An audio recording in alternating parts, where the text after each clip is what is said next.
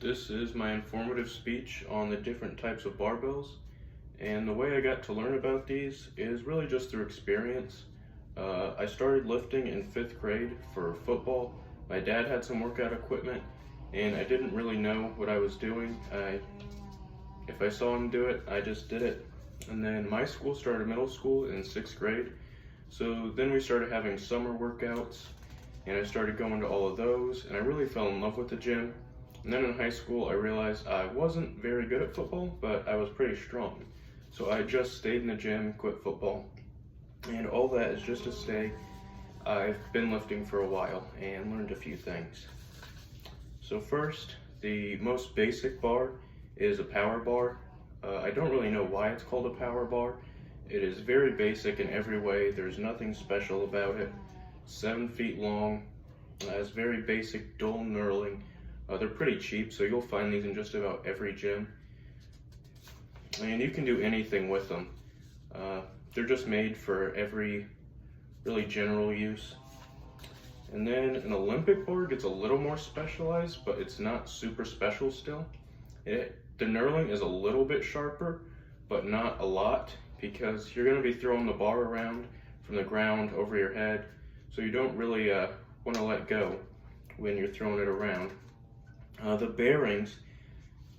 bearings are not made very specially. They're just normal bearings, but they have to be maintained a lot better because that just allows the plates on the end to spin instead of the whole bar rotating in your hand. Because if the whole bar rotated in your hand, you would just get launched back with the bar.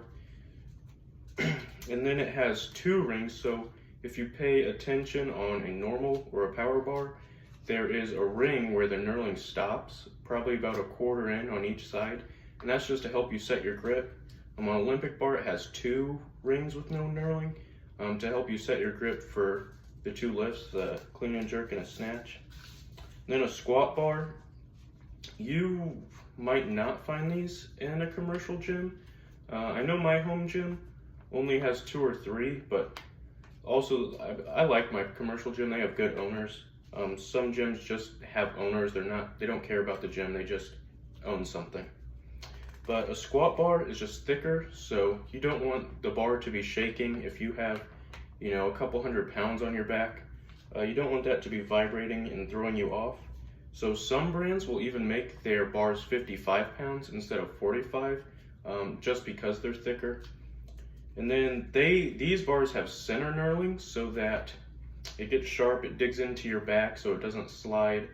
It can hurt for some people if you're new, but if you're serious about the gym, it is really nice because if you just can get that locked in, it will not move at all. And then there's no ring, there's just no need for it when you're squatting. And a lot of people that even don't even take the gym seriously, they just see a thicker bar and will know instinctively not to use it for anything else, because it's just hard to grip. I have pretty small hands and I can barely reach my hand around the bar, so if I'm doing any kind of like deadlifts or rows or really anything grabbing the bar, it's really hard for me because I can't grab it. And then if you're benching, sometimes since it's hard to grab it, you kind of instinctively bend your wrist back so the bar sits on your wrist instead of in your hand, and that will hurt quite a bit. And deadlift bars are where the biggest changes happen. You will not accidentally find a deadlift bar because these things are extremely expensive. Like a very cheap one is like $1,500. But different companies make a lot of different changes. No 2 deadlift bars are the same between companies. But you'll have to go to a powerlifting gym or a bodybuilding, like a special gym, to find one of these. So one thing, a normal bar is 7 feet long, a deadlift bar, or sometimes 9 feet long, depending on the company. They have very, very sharp knurling. Like I've used a deadlift bar before. Anything under 300 pounds, I don't even have to grab it. I just kind of put my hand out like that, and the knurling will just dig into my fingers and go up with me. Some are very whippy. This changes a lot. But really, all that means is if you grab it in the middle, you can that first few inches off the ground, you aren't lifting the weight, you're just bending the bar so you can get into a better starting position. And that's it, and I hope that helps.